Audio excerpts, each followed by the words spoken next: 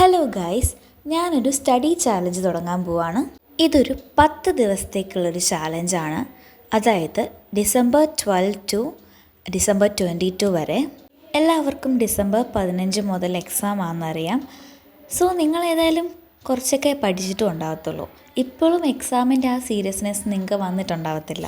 Christmas exam main exam അല്ല എന്ന രീതിയിൽ പഠിക്കാതിരിക്കുന്ന കുറേ പേരുണ്ട്.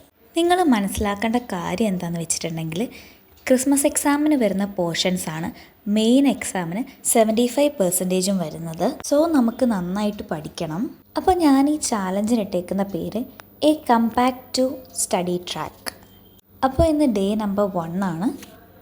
അപ്പോൾ ഞാൻ ഈ ചാലഞ്ചിലൂടെ നിങ്ങൾക്ക് പ്രൊവൈഡ് ചെയ്യുന്നത് മോട്ടിവേഷൻ, അതുപോലെ തന്നെ എങ്ങനെയാണ് എക്സാം അപ്രോച്ച് ചെയ്യേണ്ടത്, അതുപോലെ തന്നെ പഠിക്കാനുള്ള കുറച്ച് ടിപ്സ്, അതൊക്കെയാണ്.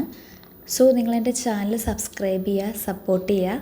നമുക്കിനി തൊട്ട് ഒരുമിച്ച് പഠിച്ചു പോവാം. ഇപ്പം നിങ്ങൾ ചിന്തിക്കുന്നുണ്ടാവും, ഇന്ന് ഡിസംബർ 12 ഡിസംബർ 15 എക്സാം തുടങ്ങും, ഈ 2 ദിവസം കൊണ്ട് ഞാൻ എന്ത് പഠിക്കും?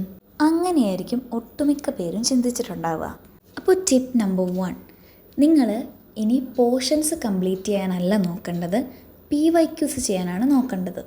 ഇഷ്ടംപടി PYQൻ്റെ ക്വസ്റ്റ്യൻ പേപ്പേഴ്സ് നമുക്ക് ഗൂഗിളിലൊക്കെ അവൈലബിൾ ആണ്. അല്ലെങ്കിൽ യൂട്യൂബിൽ ഏതെങ്കിലും ചാനലുകാരുടെ കഴിഞ്ഞ വർഷത്തെ എക്സാമിൻ്റെ പഠിപ്പിക്കുന്ന വീഡിയോസ് അതെടുത്ത് കണ്ടാൽ മതി. അതെടുത്ത് പ്രാക്ടീസ് ചെയ്യുക. ഇപ്പം നമ്മളത് എഴുതി വെച്ചിട്ട് അത് എക്സാമിൻ്റെ തലേ ദിവസം പഠിക്കാമെന്ന് വെച്ചുകൊണ്ടിരുന്നു കഴിഞ്ഞാൽ അതൊരിക്കലും നടക്കത്തില്ല. സോ അത് വിട്ടേക്കുക. ഇനി നമുക്ക് 2 ദിവസം മുന്നിലുണ്ട്. എത്ര PYQs ചെയ്യാവോ അത്രയും PYQs ചെയ്യുക. ഇപ്പം നിങ്ങൾ ചിലപ്പോൾ ഈ വീഡിയോ കാണുന്നത് ഈവനിങ് വല്ലതായിരിക്കും, എന്നാൽ നാളെ തൊട്ട് സ്റ്റാർട്ട് ചെയ്യാമെന്നായിരിക്കും ഇപ്പോൾ മൈൻഡിൽ വിചാരിച്ചിട്ടുണ്ടാവുക. ഇത് ടിപ്പ് നമ്പർ 2 ആണ് കേട്ടോ. ആ വിചാരം ഇപ്പം തന്നെ മാറ്റിയേക്കുക.